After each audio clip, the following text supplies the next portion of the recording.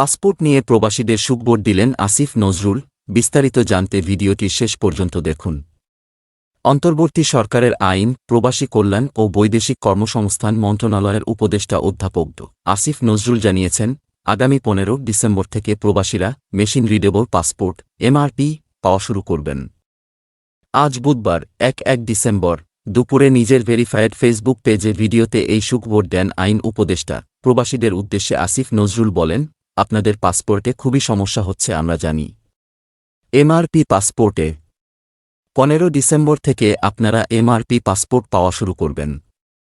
যারা আবেদন করেছেন 15 ডিসেম্বর পরবর্তী 3 থেকে 4 সপ্তাহের মধ্যে তারা এমআরপি পাসপোর্ট পেয়ে যাবেন। পাসপোর্ট প্রাপ্তিতে সৌদি ও মালয়েশিয়ায় অগ্রাধিকার দেওয়ার কথা জানিয়ে আইন উপদেষ্টা বলেন, প্রথম প্রায়োরিটি দেওয়া হবে সৌদি আরব ও মালয়েশিয়াতে, এরপর যেসব কান্ট্রিতে ডিমান্ড বেশি তাদের ক্ষেত্রে প্রায়োরিটি দিয়ে সমস্যাটা 3 থেকে 4 সপ্তাহের মধ্যে সমাধান করা হবে।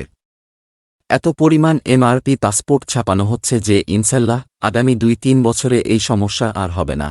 পাসপোর্টের জন্য প্রবাসীদের ভোগান্তির ঘটনায় দুঃখ প্রকাশ করে আসিফ নজরুল বলেন, এই সমস্যাটা তৈরি হয়েছে বিগত ফ্যাসিস্ট সরকারের আমলে। সেখানে তৎকালীন যে মন্ত্রী ছিলেন উনি পাসপোর্ট ছাপানোর কাজটা ওনার এক পরিচিত কোম্পানিকে অনিয়মতান্ত্রিকভাবে দেওয়ার চেষ্টা করেছিলেন।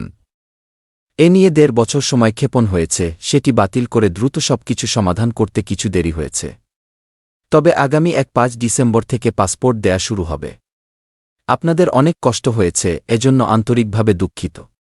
ইনশাআল্লাহ 15 ডিসেম্বর থেকে আপনারা পাসপোর্ট পাওয়া শুরু করবেন।